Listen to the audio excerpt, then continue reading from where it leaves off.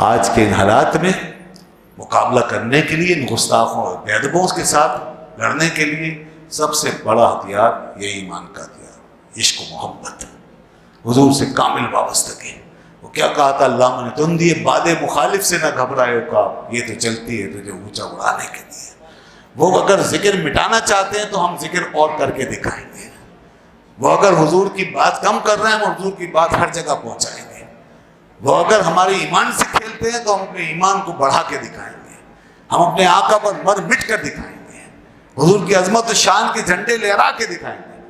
تو دوستو، یہ محاذ جہاں بھی مسلمانوں کو اگر یہ چیلنج درپیش ہو تو وہاں اپنے ایمان کی طاقت سے اور محبت کے جوہر کے ساتھ آگے بڑھنا ہوگا، اور یہ ثابت کرنا ہوگا کہ ہم اپنے آقا و مولا صلی اللہ علیہ وسلم کے ساتھ اس طرح جڑے ہیں کہ جب تک یہ جان ہے یہ جان ان کے لیے ہے، جب تک یہ جسم ہے یہ جسم ان کے لیے ہے، جب تک ہمارے جسم پہ ایک اقبال ہے وہ ایک اقبال بھی ان کا ہے، ہمارا سب کچھ ان کا ہے، ہمارا اپنا کچھ نہیں، جو کچھ ہے اسی محبوب کا ہے۔ اور کیوں نہ ہو کہ جس کو بنا کے اللہ نے محبت کی، خدا خود اس کی طرف ان کی طرف مائل ہوا، اس کی رحمتیں جس کی طرف مائل ہوئیں، اس کی قربتیں جس کی طرف مائل ہوئیں، خدا کو خود جس سے پیار ہوا، جس سے محبت ہو گئی، جب خالق کائنات بے نیاز ہو کر اسے اپنا محبوب رکھتا ہے تو ہم تو ہیں ہی مخلوق، ہم کیوں نہ ان سے محبت کریں۔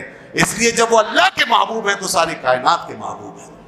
اس لیے ہمیں لازماً یہ محبت کرنی ہوگی کہ جو محبوب خدا ہے، محبوب حق ہے، وہی محبوب خلق ہے۔ اس لیے خیرہ نہ کر سکا مجھے جلوہ دانش فرنگ، سرما ہے میری آنکھ کا خاک مدینہ و نجف، سرما ہے میری آنکھ کا خاک مدینہ و نجف۔ انہیں معلوم نہیں کہ ہم اس محبت میں کتنے اندھے ہیں، اس محبت میں ہم اندھے ہیں، ہماری عقلیں قربان ہو چکی، ہمارے دل، ہماری روحیں فدا ہو چکی ہیں، ہم اس محبت میں اتنے اندھے ہیں کہ ہم حضور کے مقابلے میں کوئی چیز دیکھ ہی نہیں سکتے۔ ایک روایت میں آتا ہے، یہ بھی مستند واقعہ ہے، مسیلمہ کذاب نے ایک شخص کو بلایا، حضور کے ایک صحابی کو۔ یہ مسیلمہ کذاب کون ہے؟ جس نے نبوت کا دعویٰ کیا۔ اس نے بلایا اور بلا کے کہا، کیا تم گواہی دیتے ہو کہ محمد صلی اللہ علیہ وسلم اللہ کے رسول ہیں؟ انہوں نے کہا ہاں میں گواہی دیتا ہوں کہ محمد صلی اللہ علیہ وسلم اللہ کے رسول ہیں۔ پھر اس نے کہا کیا تم گواہی دیتے ہو کہ میں مسیلمہ اللہ کا رسول ہوں؟ معلوم انہوں نے کیا کہا، کہنے لگے مجھے آواز نہیں آ رہی، مجھے کوئی سنائی نہیں دے رہا۔ کہنے لگے ہیں؟ اس نے پھر دہرایا، کہا کیا تو گواہی دیتا ہے کہ محمد صلی اللہ علیہ وسلم اللہ کے رسول ہیں؟ پھر کہا ہاں میں گواہی دیتا ہوں محمد صلی اللہ علیہ وسلم اللہ کے رسول۔ اس نے پھر پوچھا کیا تو گواہی دیتا ہے کہ میں مسیلمہ اللہ کا رسول ہوں؟ کہا مجھے کچھ سنائی نہیں دے رہا۔ تو کہنے لگا کہ جب میں تجھ سے پہلی بات کرتا ہوں تو سنتا بھی اور جواب بھی دیتا ہے، اور جب اپنی بات کرتا ہوں تو بہرا ہو جاتا ہے، یہ بات میری سمجھ میں نہیں آتی۔ انہوں نے کہا سن لے، ہم حضور کے سوا اور کچھ سنتے ہی نہیں ہیں، ہم صرف انہی کی بات سنتے ہیں، انہی کو دیکھتے ہیں، جب وہ سامنے ہوتے ہیں تو پھر کسی کو نہیں دیکھتے، ان کے مقابلے میں نہ کسی کو سنتے ہیں نہ دیکھتے ہیں، ہم اندھے بھی ہو جاتے ہیں بہرے بھی ہو جاتے ہیں، اس لیے کہ ہم نے تو یہ سب کچھ ان کے لیے وقف کر رکھا ہے۔ انہوں نے کہا اچھا ٹھیک ہے، اس کو مار دو، قتل کر دو، شہید کر دو، شہید ہو گئے۔ تو ہم ایسے لوگ ہیں جناب، تم کیا بات کرتے ہو، ہمیں تو کوئی نظر ہی نہیں آتا، ہمیں کوئی دکھائی نہیں دیتا، ہمیں تو بس حضور کا جلوہ ہمارے سامنے ہے، ہم اس کے دیوانے ہیں، انہیں جانا انہیں مانا رکھا غیر سے کام۔ اصل ذمہ داری تو حکمرانوں کی ہے کہ آگے بڑھیں اور ان کے خلاف جہاد کا اعلان کریں اور روکیں، جہاں تک بھی جانا پڑے جائیں۔ کیوں ڈرتے ہو؟ مٹھی بھر مسلمانوں نے کیسر و کسریٰ کا کیا حال کیا، دیکھتے نہیں پیچھے کون ہے؟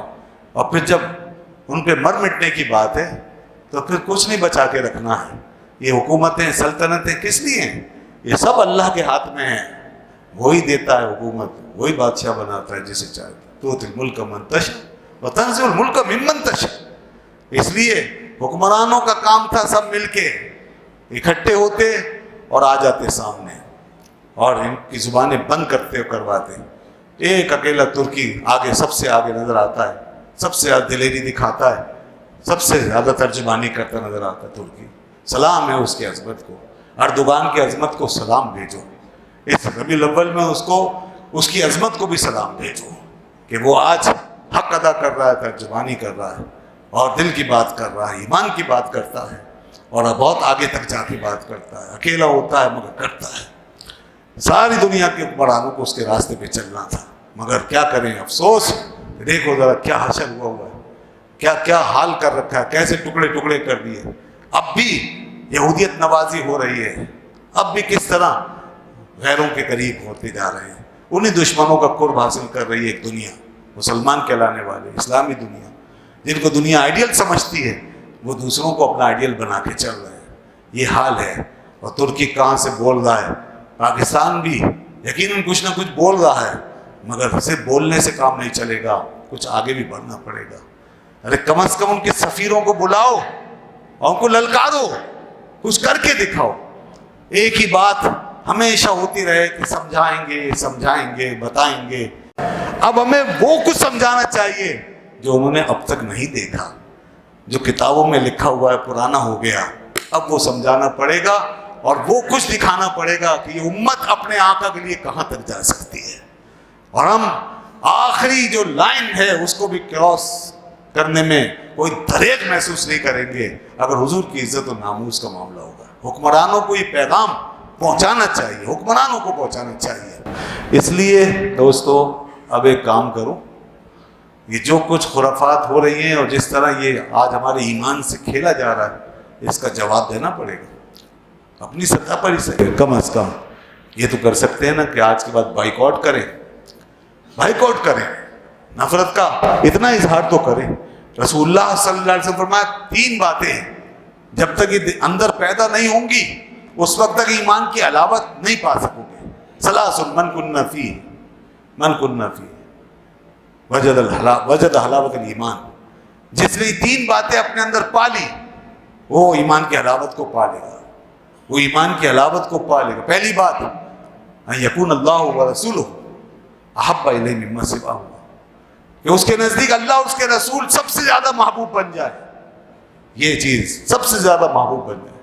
اور دوسری بات یہ ہے کہ جس سے بھی محبت کرے وہ اللہ کے لیے کرے، لا یحب الا للہ، جس سے بھی محبت کرے اللہ کے لیے کرے۔ اور تیسری بات یہ ہے کہ وہ یکرہ یعود فی الکفر، اور کفر میں جانے کو ناپسند کرے، کفر میں لوٹنے کو ناپسند کرے، کما یکرہ ان یقذف فی النار، جیسے آگ میں ڈالے جانے کو ناپسند کرتا ہے۔ تو ناپسندیدگی بھی ایک چیز ہے۔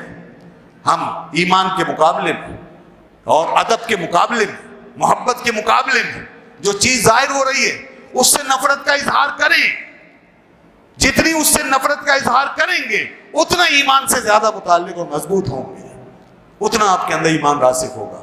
اور اب اس وقت اس نفرت کا ایک ہی طریقہ ہے کہ ایسے لوگوں کی تمام چیزیں، ان کے پروگرام، ان کی تمام فلمیں، گانے، باجے، ڈرامے، یہ وہ ساری چیزیں، ان کی تہذیب کی، ثقافت کی، ان کی پہچان کی، اس سے نفرت کا اظہار کریں اور ان کی مصنوعات کا بائیکاٹ کر کے ان کو معاشی نقصان پہنچائیں۔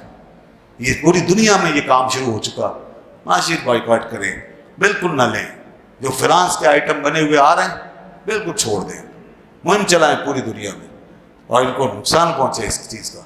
جیسے کہ مسلمانوں نے ان کی لائف لائن کاٹی تھی تو پھر یہ ٹھیک ہوتے تھے، جب تک اس قوم کی لائف لائن نہیں کٹے گی، جب تک ان کے پیٹ پر لات نہیں پڑے گی، اس وقت تک یہ انسان نہیں بنیں گے۔ یہ حیوان ہیں دنیا میں، اس لیے آج تباہی مچی کہ حیوانوں کا دور ہے۔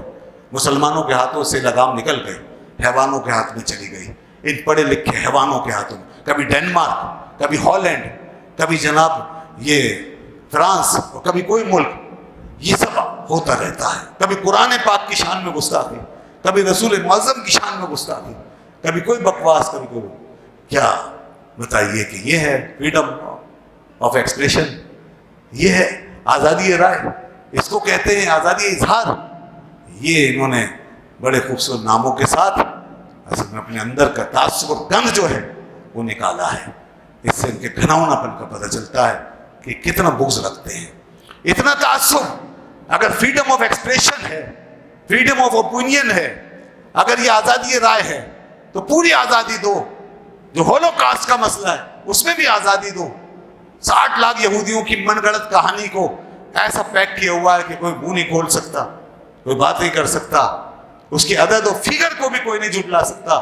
कानून बने हुए हैं इनकी यहाँ के, अगर कोई बोलेगा तो कैद में जाएगा, सजा पाएगा। ये हाल है। यानी एक तरफ ये पाबंदियां और दूसरी तरफ उस अजीम हस्ती जिसके बारे में अल्लाह की किताब बार बार हमें कह रही है, देखो अदब का है ज़ेर आसमां अर्श नाज़ुक तर, उसके बारे में ऐसी बेबाकियां। और उधर ये हालत के यहूदियों के इस मसले को कोई ना छेड़े, कोई बात नहीं करता। ये आज़ादी नहीं, ये मुसलमानों से नफरत और ये कानून सब हमारे खिलाफ अगेंस्ट बनाए हुए हैं।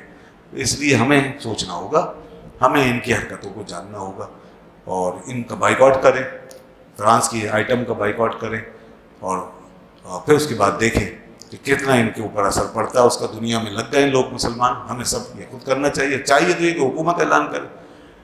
हफ्ता इश्क रसूल मनाया जा रहा है, जैसे कि हम पूरा साल फारिग हैं और एक हफ्ते के लिए आशिक रसूल बनेंगे। अरे भाई, ये चीज़ें उनका कुछ नहीं बिगाड़ेंगी। आप हफ्ता मनाएं, महीना मनाएं, साल मनाएं, ये उनका कुछ नहीं बिगड़ेगा। मैंने कहा ना, नमाज पढ़ें, रोज़ा रखें, कुर्बानियाँ दें, जो कुछ करें यहाँ पे, उनका कुछ नहीं बिगड़ेगा, उन्हें कोई शिकायत नहीं। लेकिन जब हुजूर की इज़्ज़त और नामूस की बात करोगे, रसूल खुदा की हुक्मरानी की बात करोगे, अल्लाह के रसूल को जब आप उनके सामने पेश करोगे, बस यहाँ पर फिर उनके अंदर इश्तिहाल आता है। यहाँ पता चलता है जो हुजूर के आगे झुक गया बस वो फला पा गया, और जिसने रसूल खुदा के आगे सर उठाया, अल्लाह ने तय कर दिया है कि वही तबाह बर्बाद होगा। हुजूर ने फरमाया, मैं फ़र्क हूँ, सबसे बड़ा फ़र्क, और मोहम्मदुन फ़र्कुम बैनन्नास, मुझे अल्लाह ने सारे लोगों के दरमियान फ़र्क बना के भेजा है। मेरे ज़रिए से पता चलेगा कि कौन मेरा है, कौन खुदा का है और कौन खुदा का नहीं है, कौन जन्नती है, कौन जहन्नमी है। जो हुजूर को मानेगा बस वही बख्शा जाए। इसी को कहते हैं युहिब्बुकुमुल्लाह, महबूबियत का मकाम। मोहब्बत हो तो ऐसी हो जैसी अल्लाह ने अपने हबीब से की है, दुनिया में इसकी कोई और मिसाल नहीं है। ऐसा मकाम, ऐसा मर्तबा किसी नबी को भी अल्लाह ने नहीं दिया जो आपको अता फरमाया।